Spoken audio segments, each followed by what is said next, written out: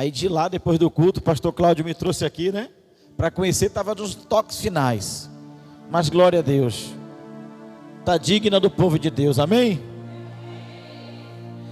Eu quero, por direção do Espírito Santo nessa noite, tratar sobre o poder do pecado e o novo nascimento.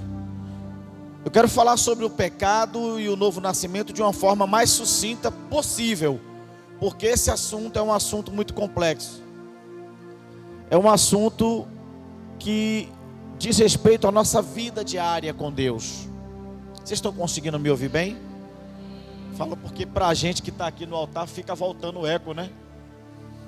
E falar do pecado é falar daquilo que é comum a nós. Não, pastor, eu sou crente. Se eu sou crente, eu sou santo. Você é santo porque faz parte do corpo daquele que é santo. Quem é ele?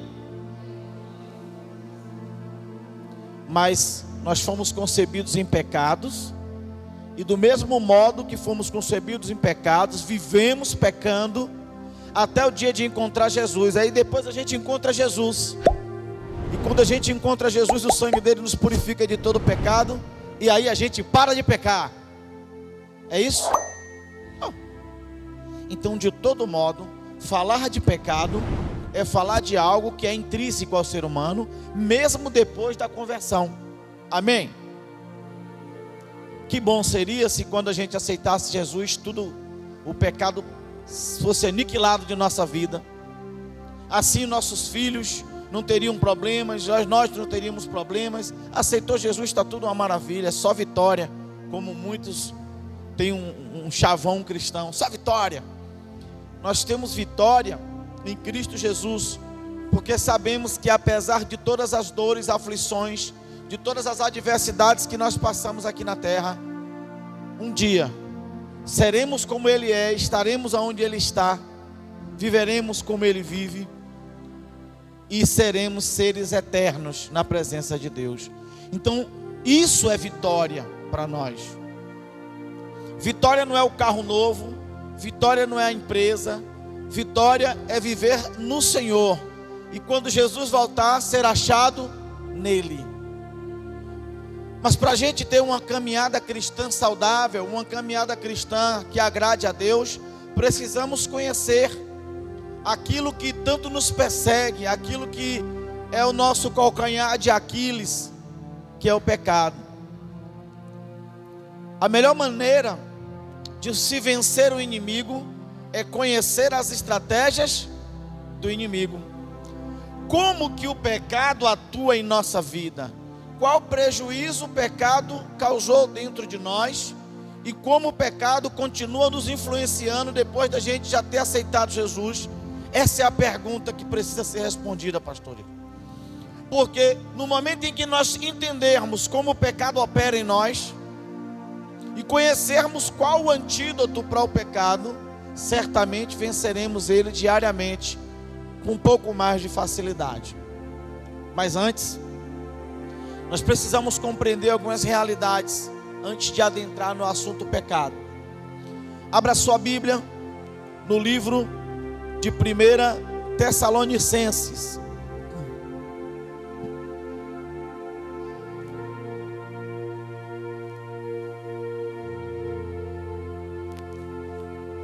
Tessalonicenses, 1 Tessalonicenses, capítulo 5, verso 23.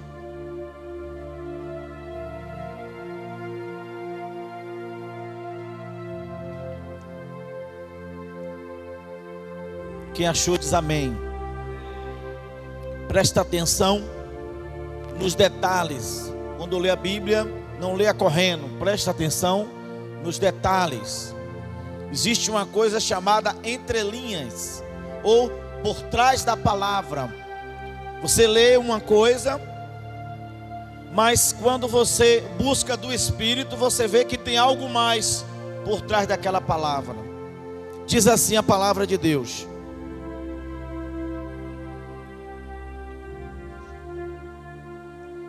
e o mesmo Deus de paz, Deus de quê?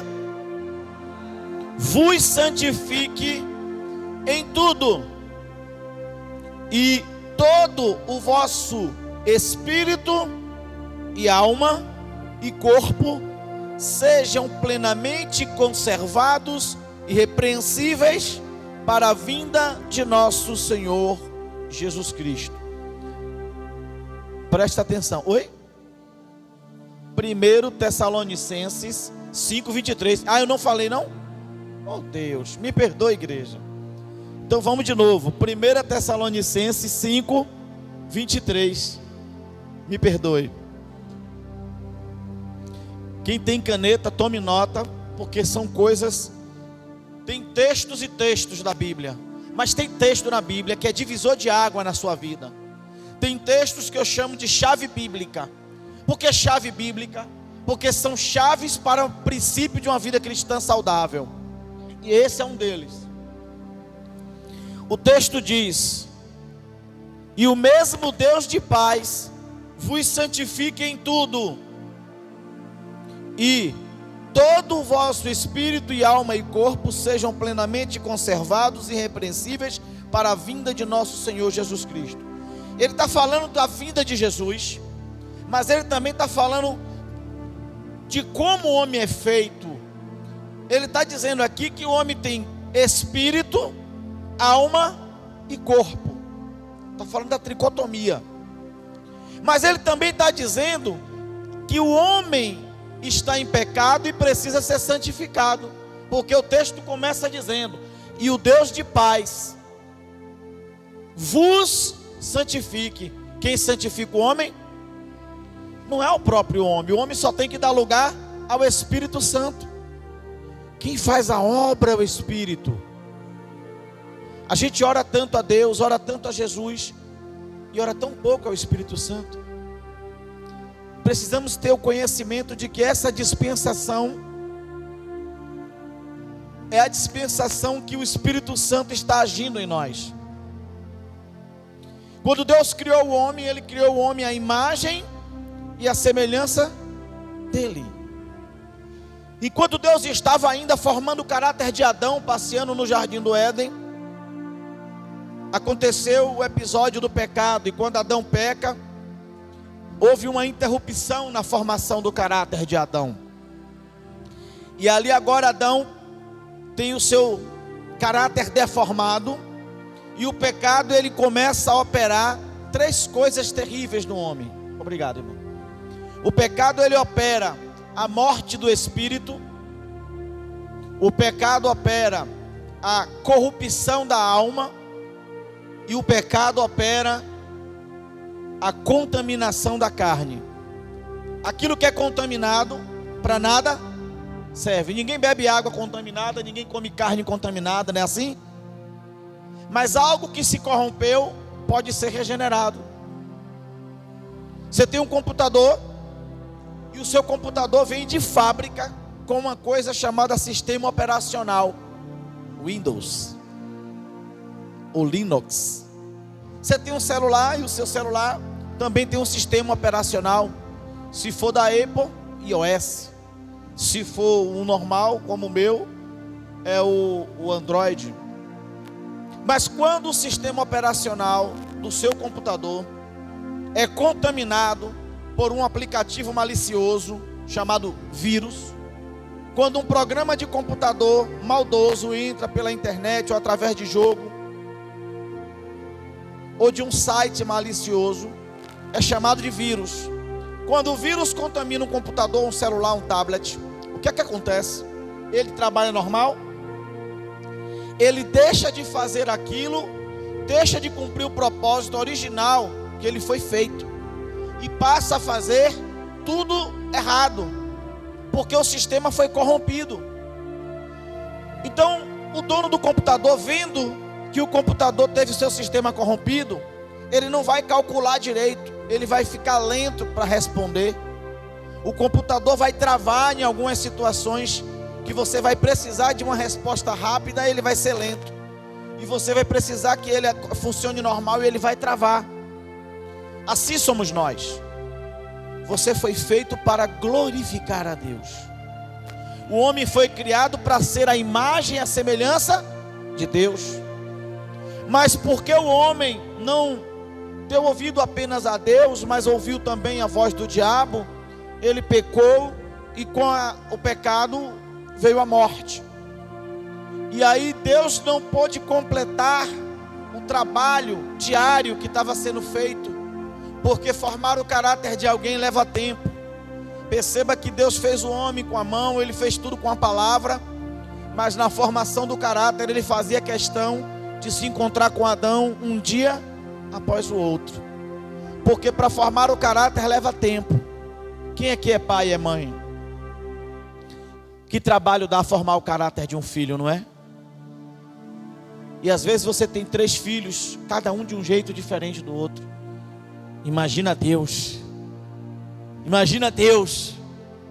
Quantos filhos Deus tem, quantos malcriados Deus tem. Que trabalho Deus está tendo para formar o caráter de Cristo em mim e em você.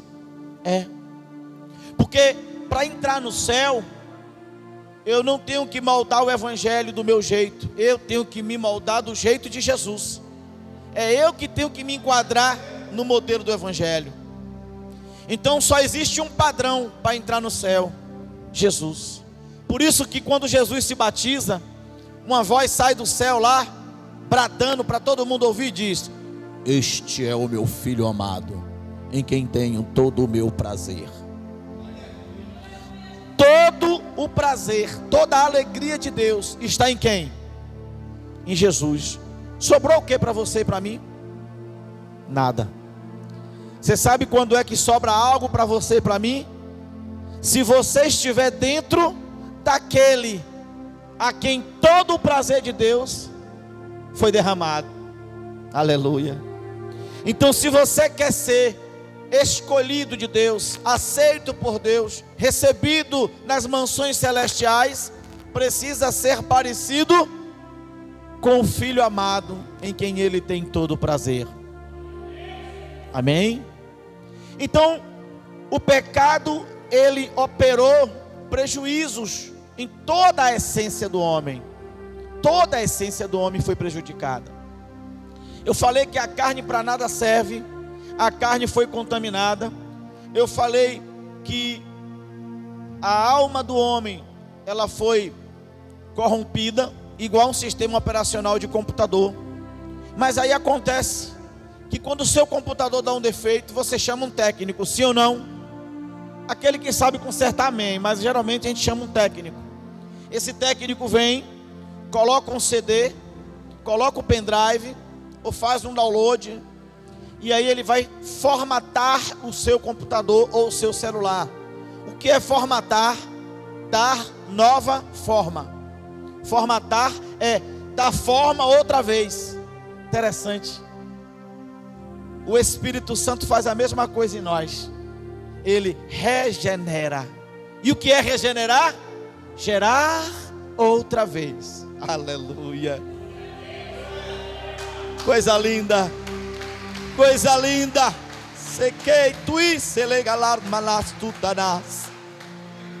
Que obra linda. Com simplicidade, com ternura, Jesus vai te levando à compreensão do que é o Evangelho. E quando nós começamos a entender estas coisas, só dá vontade de chorar, de tão podre que nós somos, de tão insignificantes. E Deus nos amou de tal maneira que deu o Filho dele para morrer na cruz por nós. Aí o seu sistema operacional do seu computador dá defeito. Você vai lá e coloca um CD para formatar, para dar forma novamente. Você vai restaurar a originalidade do programa que veio de fábrica. Então você exclui tudo aquilo que é do vírus, tudo aquilo que foi contaminado pelo vírus é excluído de dentro da memória do seu computador, é excluído do HD.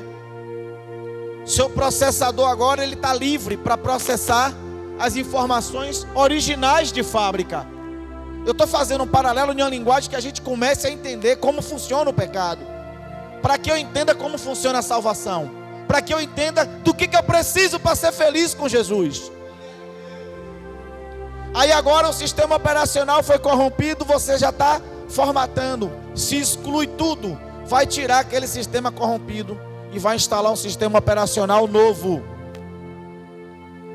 Te lembra alguma coisa? Algum texto da Bíblia lembra você aí? Não? Transformai-vos pela renovação da vossa mente, ou transformai-vos pela renovação do seu entendimento, para que experimenteis qual a boa, perfeita e agradável vontade de Deus. Gente, junta os textos da Bíblia. A Bíblia ensina a própria Bíblia, ela que explica. A Bíblia é um grande quebra-cabeça que, se juntar, ela vai trazer para você todo o panorama do desejo de Deus para você e para mim. Então quer dizer que, se a minha mente, olhe bem, transformai-vos, você é quem se transforma. Mas você se transforma como? Através da renovação da sua mente. Mente é entendimento. Então quer dizer, peraí, quando é que a mente, pastor, de um crente é renovada? Quando é que sua mente começa a ser renovada, igreja? Quando eu leio? Deus fez todo o universo por meio da sua palavra. Fez o homem com as mãos, mas era com a palavra que ele estava formando o caráter do homem no jardim do Éden. Aleluia. E ali agora, para a minha mente ser renovada, eu preciso também de quê? Da palavra. E conhecereis a verdade, e a verdade vos libertará. Nunca essa palavra foi tão poderosa em minha vida como no dia que eu entendi o que era o Evangelho. Se a minha mente precisa ser renovada para que minhas atitudes sejam transformadas, logo, eu conhecendo a verdade vai me libertar do vírus do pecado. Entendeu o paralelo? Olha como está tudo se encaixando. Do mesmo jeito que o vírus contamina o computador e corrompe o sistema operacional, o pecado entrou no homem e corrompeu a alma. O que é alma, pastor? A alma é mente, vontade e emoções. Sua alma é a mente, sua vontade e suas emoções. É por isso que Deus disse que a mente precisa ser renovada. A vontade precisa ser renunciada. Aquele que quiser vir após mim, negue-se a si. Olha o Evangelho, explicando o Evangelho. Então a vontade precisa ser renunciada, porque ela foi contaminada pelo pecado.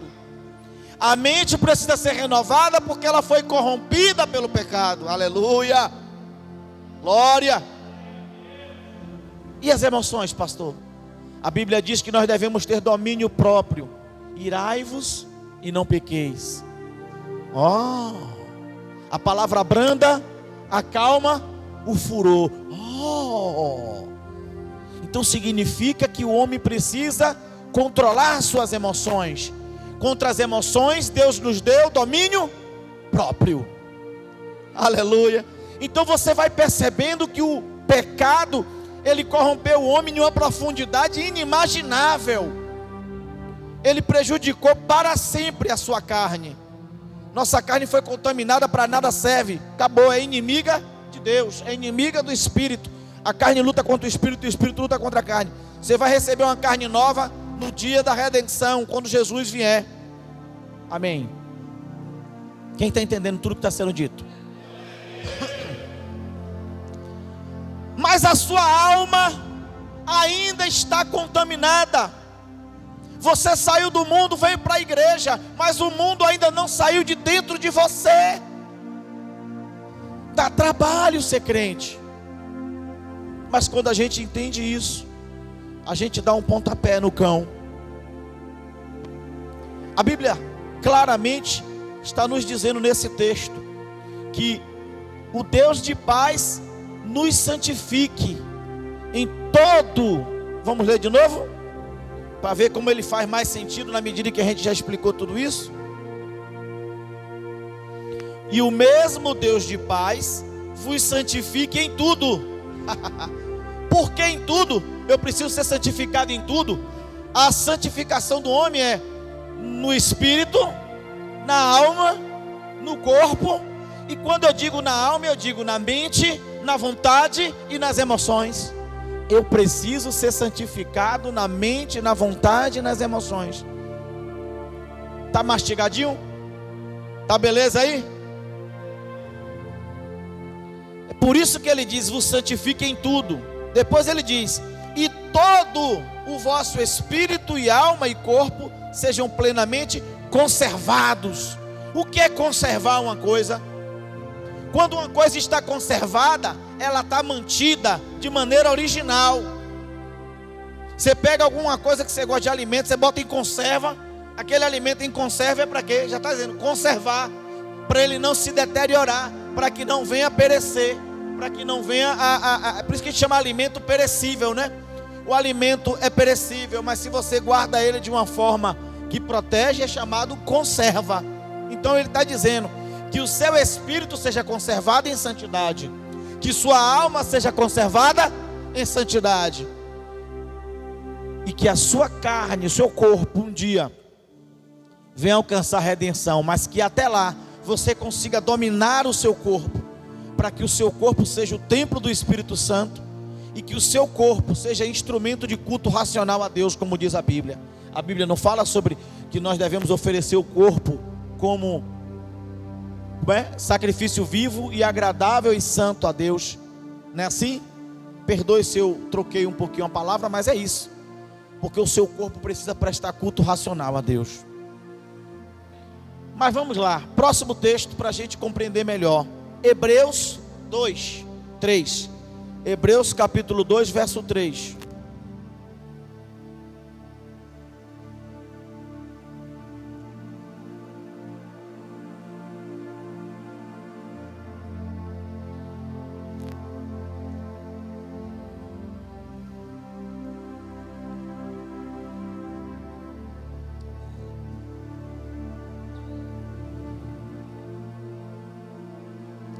Quem achou?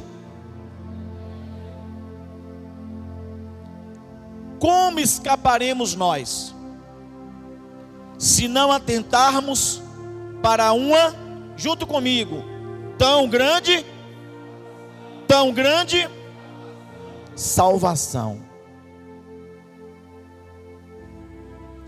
a qual, começando a ser anunciada pelo Senhor, foi-nos depois confirmada pelos que a ouviram. Só até aqui. Deus está dizendo na sua palavra que a salvação é algo tão grande. Por que é tão grande? Porque Deus criou o homem como um ser relacional. Você foi criado para ser um ser que se relaciona. Deus diz que Ele quer que tenha adoradores que o adorem em espírito e em... Então Deus te fez espírito. Você tem espírito. Para com seu espírito você se relacionar com o Espírito de Deus. Amém? Deus te fez alma, porque a minha alma fala com a sua alma aqui agora. A alma, sou quem eu sou. Quem você é, a sua alma. Quando você fala, quando você expressa pensamento, quando você faz cálculos, quando você faz projetos, é a sua alma. E o seu corpo é para se relacionar com a matéria. Eu estou segurando o microfone, eu bebo a água, eu pego a Bíblia. Eu preciso do corpo para me relacionar com a matéria, preciso da minha alma para se relacionar com as almas de vocês, e preciso do meu espírito para me relacionar com o Espírito de Deus. Quando o homem pecou, a Bíblia diz claramente: se comer do fruto da árvore que eu te proíbo, certamente o quê? Mas Adão teve infarto do miocárdio e morreu? Não, Adão continuou vivo. Então essa morte não aconteceu fisicamente, ela aconteceu aonde? Espiritual, só para a gente entender. Então Adão morreu no espírito. Como eu acabei de explicar para vocês que Deus fez o homem como um ser relacional, e eu expliquei como que cada parte do homem se relaciona com Deus, fica fácil entender o que aconteceu. Nunca mais Adão poderia passear com Deus no jardim do Éden, para que o caráter de Deus em Jesus se formasse em Adão. Ele perdeu esse direito, porque ele morreu. E a palavra morte no grego e no hebraico não significa fim da vida, aniquilação da vida.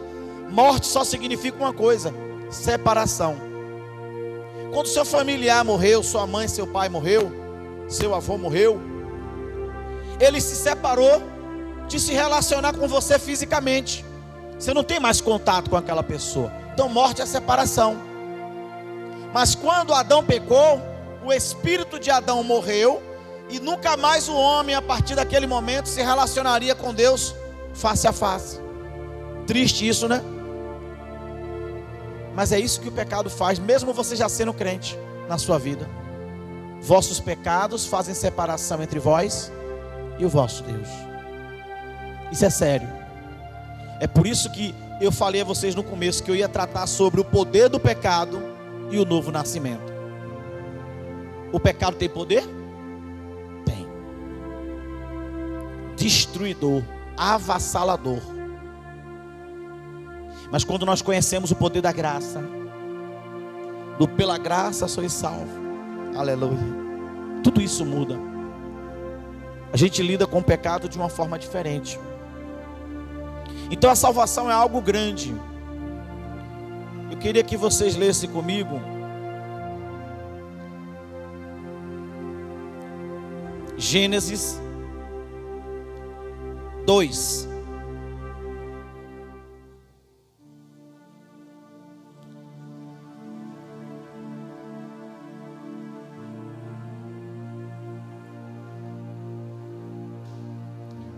Dois, 15.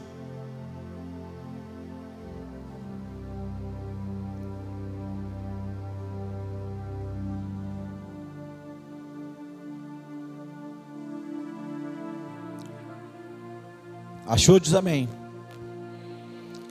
E tomou o Senhor Deus o homem e o pôs no jardim do Éden para lavrar e o guardar, e o ordenou o Senhor Deus, dizendo: de toda árvore do jardim comerás livremente, mas da árvore da ciência do bem e do mal, dela não comerás, porque no dia em que comer dela, certamente morrerás. É desse texto que eu estou falando. Essa morte aqui foi espiritual. Depois disso a gente vê que Adão peca. Eu estou resumindo porque 1 hora é pouco para a gente falar de tanto assunto importante. Adão peca, Eva peca, os dois são colocados para fora do jardim do Éden. Não é assim? E dali em diante você vai ver que durante todo o Antigo Testamento não se ouve mais falar em Deus falando com o homem. Existem homens que por conta própria são fiéis a Deus. Aí agora Deus vem e levanta profetas. Mas para levantar profeta, Deus faz uma coisa. Quando Adão pecou, e lá dentro do jardim do Éden ainda, Deus procura Adão e diz: Adão, onde tu estás? Deus não estava querendo saber onde Adão estava, porque Deus é onisciente. Ele sabia onde Adão estava. Ele queria saber se Adão sabia aonde o pecado tinha colocado ele naquela hora. Entendeu? É como se ele dissesse na verdade assim: Adão, aonde você se meteu? Que tamanho de problema você trouxe para você? E Adão tinha arranjado folhas, não é assim? Para se cobrir com folha. Alguém lembra o que foi que Deus fez? Com o que foi que Deus cobriu Adão e Eva? Pele de quê? De cordeiro. Ali você vê o primeiro sacrifício de sangue, porque a nudez, ela representa o pecado exposto. Por isso nós temos tanta vergonha de andar nu, porque a nudez representa os nossos pecados expostos, a vergonha. Então Deus vai lá e providencia a pele. Mas eu só tenho a pele se eu matar o animal, vocês concordam? A pele teve que ser arrancada do cordeiro. Então ali tem o primeiro sacrifício de sangue da Bíblia, porque sem derramamento de sangue não pode haver remissão de pecados. Deus é justo, irmãos. Ele é amor, mas é justiça. Sem derramamento de sangue não pode haver remissão de pecados. Então Deus vai lá derrama o sangue inocente e cobre a nudez com aquelas vestes de Adão e Eva pela primeira vez, como tipologia do que ele faria no Antigo Testamento. Aí ele vem os profetas, e Deus levanta profetas, e no ventre da mãe, Deus descia o Espírito Santo e soprava no ventre da mãe. E o Espírito Santo fazia uma obra chamada vivificação. O espírito do profeta era vivificado no ventre da mãe. Aquele profeta, quando nascia, ele já nascia se relacionando com Deus. Então aquilo que se havia perdido, o relacionamento com Deus, por causa do pecado de Adão, é recuperado agora, porque o próprio Deus buscou reconciliar o homem consigo mesmo. O homem foi quem pecou contra Deus, mas quem buscou ir atrás para resolver o problema e se reconciliar não foi o homem, foi o próprio Deus. Aí Deus vai lá e vivifica o espírito dos profetas. Aí agora vocês vão entender uma coisa que acontece no Antigo Testamento. Deus deu vida aos profetas no espírito, para que o espírito deles se relacionasse com o espírito de Deus. Então agora Deus tinha um interlocutor entre ele e o povo de Deus. Deus dizia para o profeta o que é que ele queria, e o povo tinha que obedecer. Quando o povo não acreditava, Deus botava o profeta para fazer um milagre ou outro, para poder o povo crer que quem mandou aquele profeta foi Deus. Amém? Depois Deus, por teimosia do povo, o povo pediu reis. Sim ou não? Quero ter um rei, eu quero ter um rei. Batendo o pé. Aí Deus foi lá e deu um rei. Aí quando eles tiveram um rei, Deus agora disse: vou dar o espírito de capacitação. Eu vou capacitar espiritualmente os reis, para que os reis governem o meu povo segundo a minha vontade. Porque o povo não é do rei, o povo é de Deus. Aí Deus vai lá e derrama o espírito dele sobre Saul. Mas Saul, ele não tinha o Espírito Santo dentro dele, no sentido de habitar no espírito. Saul tinha o Espírito Santo de revestimento, no sentido de capacitá-lo a reinar, a governar. É diferente. Espírito de habitação, de espírito de revestimento. O profeta tinha espírito de habitação. O profeta falava com Deus. O rei não. O rei dependia do profeta para saber qual era a vontade de Deus. E na hora que o rei parava de fazer a vontade do profeta, ou melhor, de Deus, por meio do profeta, o espírito do rei era tirado, e Deus botava o Espírito Santo em outro rei. Quem está entendendo? Estou falando agora da doutrina do Espírito Santo. Ele habita, mas ele também capacita. Nos dias de hoje não é diferente. O Espírito Santo habita em você com o novo nascimento. No momento em que você nasce das águas e nasce do Espírito, você recebe o Espírito de habitação, para que ele vivifique seu espírito. Então ele vai salvar o seu espírito da morte. Daí a palavra vivificar. Quem está entendendo? Mas quando você é batizado no Espírito Santo e recebe dons do Espírito Santo, dons ministeriais, você agora é capacitado com o dom de governar o povo de Deus, como é o caso dos pastores, que eles têm essa unção do governo da igreja. Ou com o dom de servir ao povo de Deus, como diácono, evangelista ou outra função. Só para que a gente entenda, só a grosso modo. Então, depois de tudo isso, o povo pediu para fazer uma casa para Deus e Deus concedeu. Deus cabe de uma casa? Aí Deus vai lá e capacita os sacerdotes. Então quem era no meio de todo aquele povo do Antigo Testamento que falava diretamente com Deus? Os profetas. Quem era que tinha espírito de capacitação? Os reis e os sacerdotes. Interessante, quando a gente vem para o Novo Testamento, a Bíblia diz que Deus nos revestiu com o espírito de profeta, rei e sacerdote. Aleluia!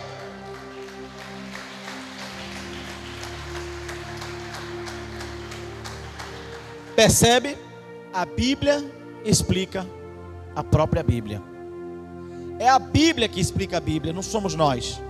Às vezes a gente lê um texto, fica locubrando, inventando o que falar. ou entortando ao meu bel prazer para tirar a lã das ovelhas. Mas o Evangelho é isso, é a Bíblia explicando a Bíblia. O Antigo Testamento é a referência para o Novo, mas a igreja vive segundo a doutrina do Novo Testamento. Porque você não é Israel, eu não sou Israel, eu sou a igreja de Cristo. E só existe igreja do Novo Testamento. Então eu uso e abuso dos textos do Antigo Testamento a título de aprender sobre fé, de compreender o modelo de Deus, homens de Deus, os erros dos homens para a gente aprender também.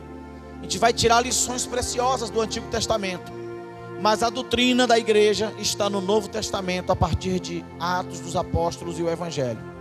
Amém? Nós somos o povo de Deus, a igreja de Deus. Então eu volto agora para o poder do pecado. O pecado matou o espírito do homem, separando o homem de se relacionar com Deus, né? Aí Deus resolve isso. Ele lhe deu o Espírito Santo para trazer vida ao seu espírito. E quando você nasce das águas e do Espírito, você é vivificado. E agora o Espírito Santo de Deus está dentro de você morando. E ele não sai, porque ele está selado. Ele é o selo de Deus, para garantir que todo o inferno saiba que você carrega uma marca, você tem um dono. Quando o diabo e os demônios olham, quando o demônio olha para você que nasceu de novo, ele vê o Espírito Santo em você. Por isso que o diabo manifestado, ele diz: o homem de branco, o homem de branco. Por que ele fala assim? Porque você tem o Espírito Santo dentro de você. É uma marca invisível aos seus olhos, mas visível aos olhos do espiritual. Então agora você tem o Espírito Santo habitando em você, que já vivificou. Então eu posso dizer que seu espírito já foi salvo quando você aceitou Jesus. E a alma? Vamos pular a alma para a carne agora. A carne será salva no dia da redenção, todo mundo sabe. E a alma?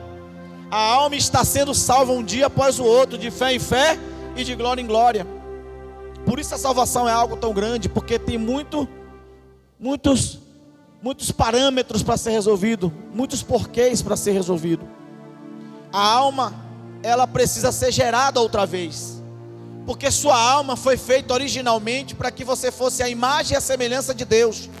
Mas o pecado corrompeu nossa alma e fez com que a gente se tornasse a imagem da corrupção. A gente mente, a gente adultera, se prostitui, fala mal, fofoca, compra e não paga. A gente faz tanta coisa que nos dá vergonha. Quando olhamos para o passado, alguns de nós roubamos, matamos, estupramos. Eu não sei a história de cada um, mas sei que no mundo inteiro, no meio de todos aqueles que confessaram Jesus, tem todo tipo de gente, pastor. E nessa noite Deus está te mostrando o que o pecado fez. E você que não conhece Jesus, é visitante, ainda está querendo se achegar, é um simpatizante de Cristo, fique atento a essa mensagem de hoje. Porque Jesus está te dando a oportunidade nessa noite de entender o prejuízo que o pecado causou, mas também de entender o plano de salvação de Deus. Então, assim como o técnico de computador coloca o CD ou o pendrive e ele exclui da memória do computador, do HD do computador, todos os arquivos que foram contaminados pelo pecado, pelo vírus no computador, o Espírito Santo, por meio da pregação da palavra de Deus, está excluindo da sua mente todos os pensamentos errados sobre as verdades de Deus. Eu, quando estava no mundo, eu ouvia meus amigos me dizer que o homem que pega muita mulher é garanhão. A gente é elogiado, dá tapinha nas costas, você é o cara, o garanhão. E eu achava que aquilo estava certo, porque a minha mente, meu HD estava corrompido. O pecado faz você achar que o errado é certo.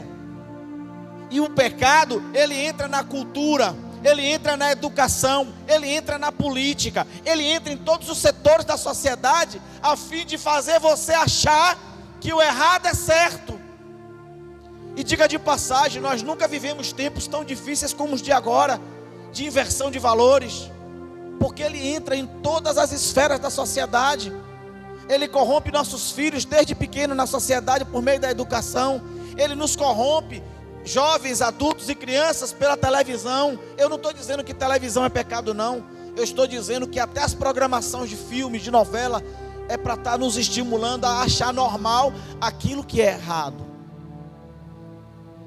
Porque a Bíblia diz que o mundo jaz no maligno. Então a gente precisa abrir os olhos e entender que estamos lutando contra um inimigo espiritual. Sua luta não é contra a carne nem contra o sangue, mas contra hostes espirituais da maldade, principados, potestades que habitam na região celestial.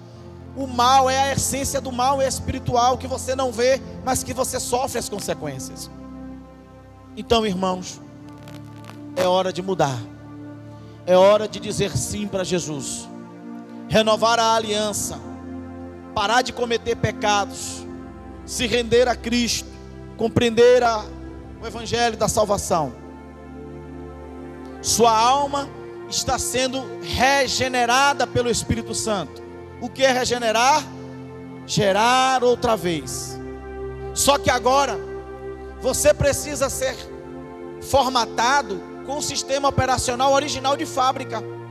Aí eu pergunto a vocês: no computador o sistema original é o Windows. No celular eu tenho o Android. Se der um problema de vírus, eu vou excluir os arquivos e vou instalar o arquivo original. O computador vai voltar ao normal? Vai. Então a mesma coisa que o técnico faz no computador, o Espírito Santo está fazendo em mim e em você.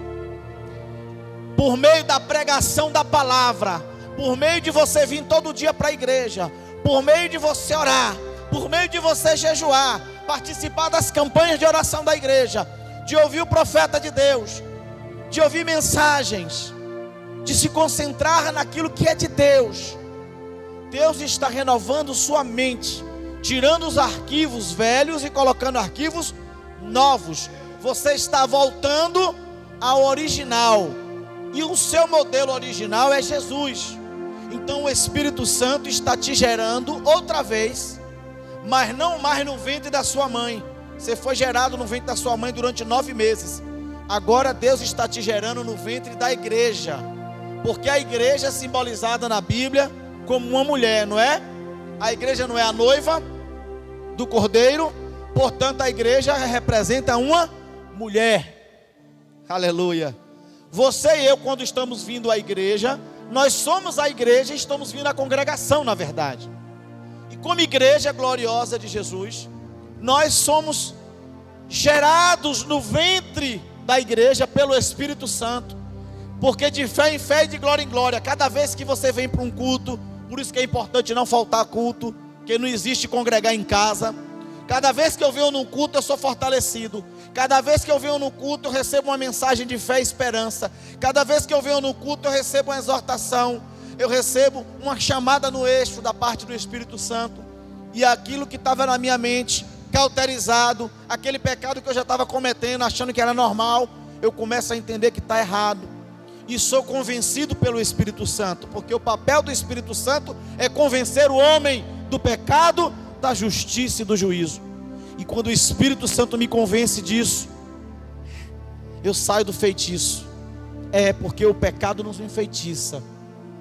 Ele seduz, pastor, e joga um feitiço sobre nós, que a gente fica hipnotizado. Parece que o mundo todo está vendo o erro que eu estou cometendo, menos eu. Porque quem está envolvido no pecado precisa de ajuda, precisa de alguém para pegar no braço e trazer para a igreja, precisa de alguém para estimular a orar, precisa de alguém para estimular a jejuar, precisa do grupo de intercessão da igreja, precisa de uma visita do pastor, do grupo de visitação. Entendam isso, irmãos. O diabo veio matar, roubar e destruir. Ele não brinca de ser diabo, e você não pode brincar de ser crente. Então o Espírito Santo está te gerando no ventre da mulher, da igreja, do mesmo jeito que gerou Jesus no ventre de Maria, porque o modelo é Jesus. O modelo é Jesus. Diga comigo assim, ó: o modelo de Deus é Jesus. Eu preciso me parecer com Jesus. É por isso que o Espírito Santo está te gerando. Aplaude a Jesus.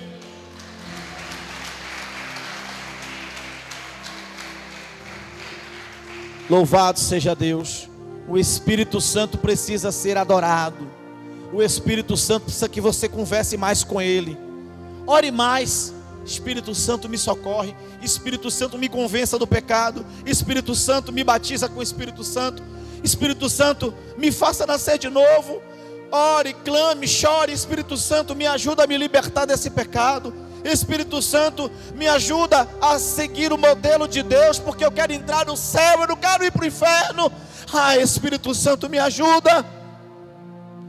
Converse com Ele. Converse com Ele.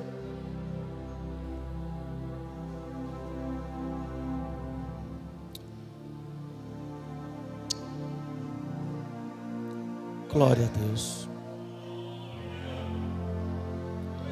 2 Coríntios 4, 3.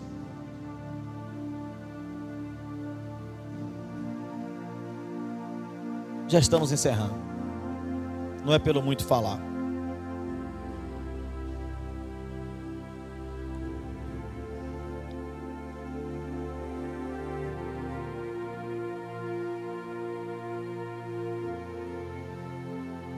Segunda Coríntios 4, 3. Mas, se ainda o nosso evangelho está encoberto, para os que se perdem está encoberto, nos quais o Deus deste século cegou o entendimento dos incrédulos, para que não lhes resplandeça a luz do evangelho da glória de Cristo, que é a imagem de Deus. Olha para mim, olha para cá. O Deus desse século é o diabo, e ele cegou o entendimento dos homens, para que os homens não consigam enxergar a glória de Deus. Se a glória não resplandecer, eles não serão tocados por essa glória. É por isso que o povo que está no mundo está cego. Você fala de Jesus, eles estão de cara para cima, parecendo que estão zumbi. E se você parar para analisar, o Deus desse século está tentando cegar até o povo da igreja. Irmãos, esse aparelho aqui é um aparelho de bênção na nossa vida. Tecnologia, você faz estudo bíblico, pesquisa bíblica, você assiste YouTube, você assiste filme, faz conta, telefona. É material de bênção, mas também é material de entretenimento. Entretenimento é bom de vez em quando para desestressar, mas o diabo tem usado isso para roubar o tempo do crente. O diabo tem usado isso para cegar você de enxergar o mundo espiritual. Nós gastamos muito tempo no celular que poderia estar gastando com Deus. E aqui eu estou falando para vocês, tenha equilíbrio. Eu não estou dizendo que não é para poder usar rede social. Rede social não é pecado. O pecado é todo exagero. Tudo que é exagerado é pecado. Então eu posso olhar a rede social? Pode e deve, porque você tem que se relacionar com as pessoas, até para ganhar alma para Jesus, ser simpático. Mas você tem que dividir o tempo. Você tem que ter equilíbrio, coerência. Eu posso olhar as redes sociais? Sim, devo. Mas eu também preciso administrar meu tempo com sabedoria. Por isso a Bíblia diz para que você tenha essa chave de oração, ó. A Bíblia diz para mim e para você que nós devemos buscar de Deus espírito de sabedoria e de revelação. Diga amém. Espírito de sabedoria e de revelação. Eu preciso que a revelação me mostre que eu estou dedicando muito tempo a algo que não edifica, mas que me alegra, porque eu assisto um filme, eu dou risada no YouTube, eu dou risada no Instagram, no Facebook. Beleza, se distraia um pouco. Mas se você se distrair demais, você pode tomar um tiro pelas costas. Porque perceba o nome da palavra: atenção. O que é uma pessoa que está em atenção? Ela está o quê? Vigilante, ó. A Bíblia manda vigiar e orar, orar e vigiar. Quem vem primeiro? Então quem vigia está atento, não está disperso. Mas quando eu estou dando muita atenção ao entretenimento, eu estou como? Ó, o precipício está aqui, ó. Eu estou aqui, ó. Pum.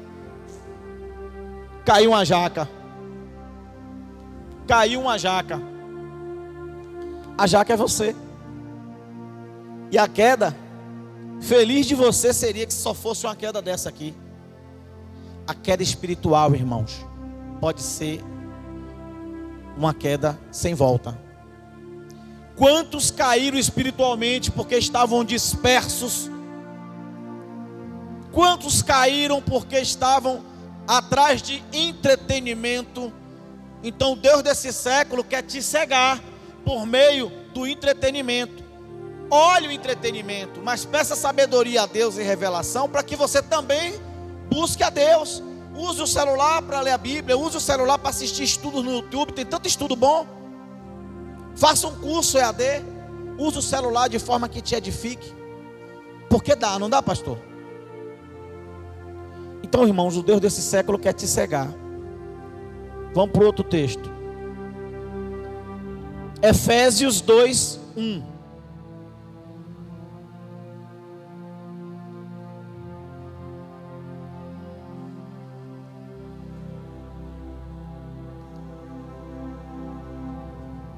Quem está aprendendo?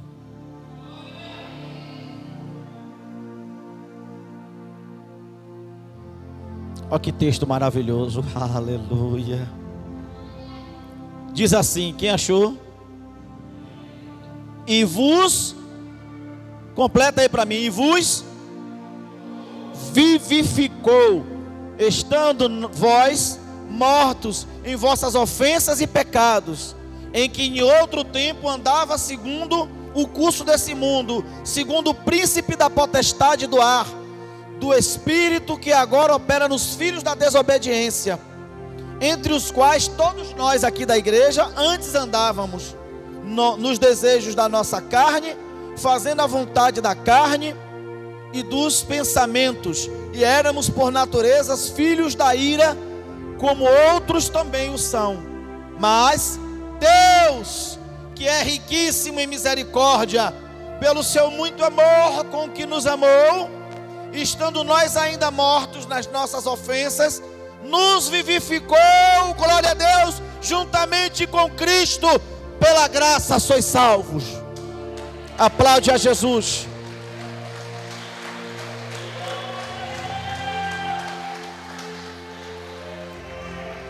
Deus tirou você da imundícia do mundo, do pecado, das trevas, e te trouxe para a luz, e te vivificou juntamente com Cristo. Irmãos, para encerrar, quando uma pessoa aceita Jesus no mundo espiritual, imediatamente seu nome é escrito no livro da vida. No mundo espiritual, tu é tirado da escravidão do pecado para a liberdade que há em Cristo. Por isso a Bíblia diz: não usei mal a liberdade com que Cristo vos libertou. Você não é mais escravo do pecado. Por quê, pastor? Quem está no mundo peca, tem prazer no pecado e cada dia peca mais. Quem está na igreja também peca, não devia, mas peca. Aí a Bíblia diz assim, nos orienta, né? Filhinhos, não pequeis, mas se pecar, pede perdão, que você tem um advogado fiel e justo. Então, se você tem cometido algum pecado, peça perdão a Deus nessa noite, que Deus é fiel e justo para te perdoar os pecados. Não dê vacilo para você tomar uma topada e cair. Não ande displicente com sua vida espiritual. Então, irmãos, quem está na igreja pode até pecar, mas não tem mais prazer no pecado, porque o Espírito Santo está dentro de você, lhe convencendo do pecado, da justiça e do juízo. Então você pode até pecar, mas não tem mais prazer no pecado, e cada dia você peca menos. Essa é a obra do Espírito Santo dentro de nós. Que o Espírito Santo de Deus nos fortaleça, que o Espírito Santo te dê graça, que o favor de Deus esteja sobre cada um de nós, que o Espírito Santo derrame sobre nós o espírito de sabedoria e revelação. Receba isso, receba com poder e glória. A Ele a glória, a honra, o louvor e a exaltação. Até aqui me ajudou o Senhor, pastor.